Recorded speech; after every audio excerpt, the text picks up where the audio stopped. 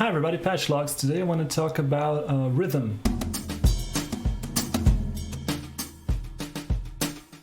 One thing I found myself doing over and over again in Tidal is to define a beat. Most of the time, like 70% of the time, it's the same beat. So what I decided to do, I decided to implement a way for me to store this information of rhythm so that I don't have to type it again like every time. So I did that, and I'm going to show you my RS function. So suppose that you want to play a house beat. The way you would do that using RS is you call your channel, like p-test for instance, and you pass it RS with the name of the rhythm and a list of the channels that you want to play each one of the parts of the rhythm. I'll get into that later.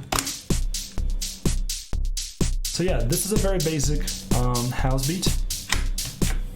Every single channel is sent to one of the structural parts of the rhythm. So for instance, house begins with a kick, and then I add a snare,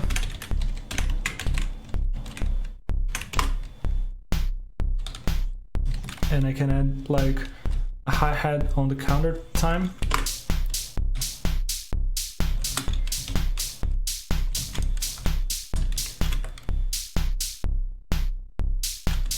Something like that. And it's patternable too, so you can write title patterns for it. And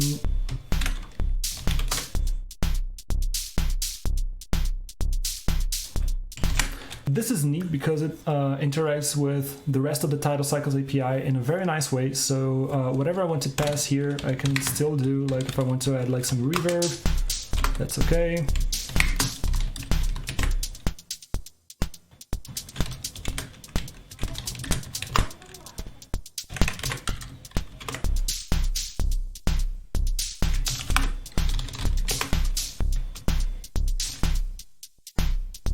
That's the reason that I made the L function on last episode, is that instead of writing this list like this, I can just say L, TK, for instance, TS, and I start adding like whatever I feel like I should be adding.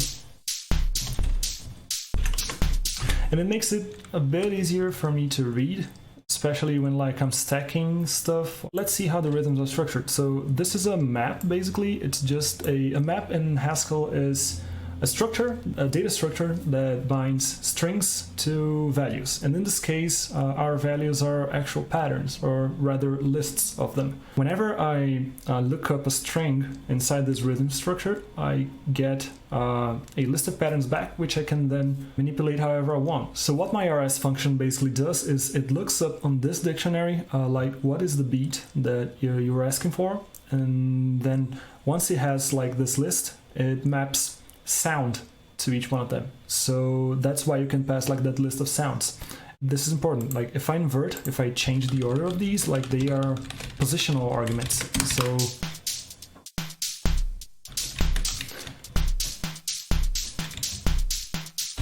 So yeah, it might make the beat unrecognizable basically. We have to pay attention to that, but other than that, it's like a very neat structure. I'm still looking forward to improve like this L thing.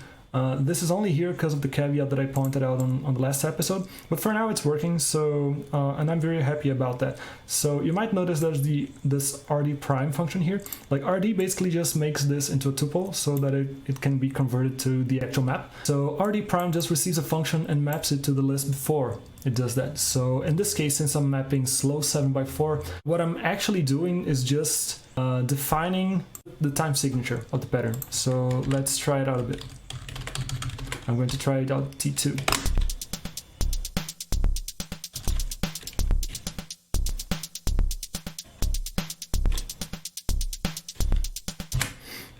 So yeah, this is one of the rhythms that I want to use, like I want to explore on future releases. Yeah, like I'm really digging that. If you want to use this in your projects, feel free to open my dots repository and steal this code.